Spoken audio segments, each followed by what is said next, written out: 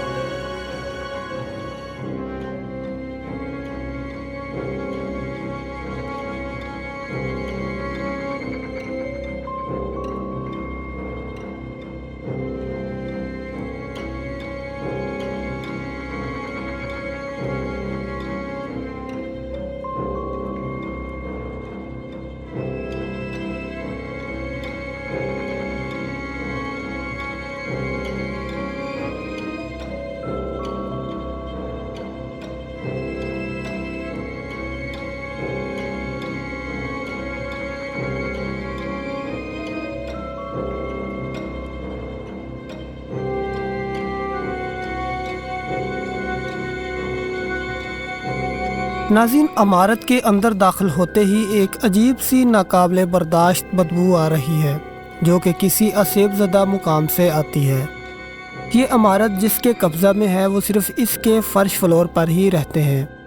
अगर कोई ऊपर की मंजिल देखना चाहे तो वो उनको कहते हैं कि अपनी ज़िम्मेदारी पर ऊपर जाएं, किसी भी किस्म के नुकसान के हम ज़िम्मेदार न होंगे। इस इमारत की कुल 4 मंजिलें हैं जिनमें से हम सिर्फ दूसरी मंजिल तक ही आ सके क्योंकि शाम का वक्त था और इस इमारत के मालकान बार बार ये आवाज़ें लगा रहे थे कि मेहरबानी करें अब नीचे आ जाएं, अंधेरा हो रहा है। जिस रास्ते से हम ऊपर की मंजिल तक पहुँचे वहाँ जब ऊपर से खड़े होकर देखा तो यकीन नहीं आ रहा था कि हम यहीं से गुज़र कर आए हैं क्योंकि सीढ़ियों में घुप अंधेरा था और वहाँ पर देखकर एक खौफ सा आता है। इस इमारत की ऊपर वाली मंजिल में जो कमरे थे उनको लॉक किया गया है और उनके ऊपर रोशनदानों से अगर देखें तो सिर्फ अंधेरा ही अंधेरा नज़र आता है और एक अजीब सी आवाज़ आती है जैसे अंदर कोई छोटे छोटे हशरात या कोई परिंदा या फिर किसी जानवर की आवाज़ हो। ऊपर की मंजिल पर एक दरवाज़ा बिल्कुल खुला हुआ है जबकि बाकी दरवाजे बिल्कुल बंद हैं। तीसरी मंजिल पर कोई भी नहीं जाता।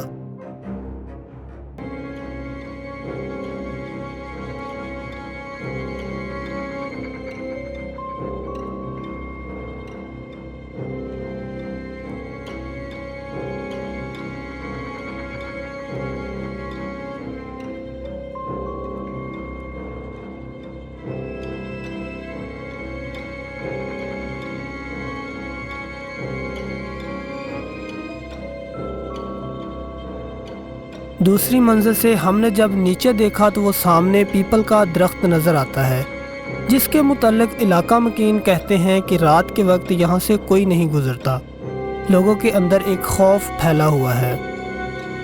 इस पीपल के दरख्त और इस पुरानी इमारत में जिन्नात का बसेरा है, ऐसा ये इलाके के लोग कहते हैं कि यहाँ पर जिन्नात का बसेरा होने की वजह से रात के औकात में यहाँ पर लोग गुजरने से डरते हैं।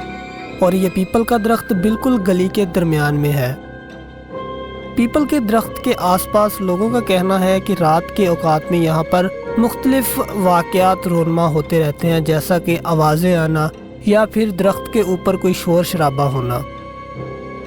पीपल का ये दरख्त भी काफ़ी पुराना है। एक बुज़ुर्गों से जब हमने पूछा तो उनका कहना था कि हम तकरीबन 200 साल से इस दरख्त को ऐसे ही देख रहे हैं, ना ये सूखता है और ना ही ये बढ़ता और ना ही ये कम होता है।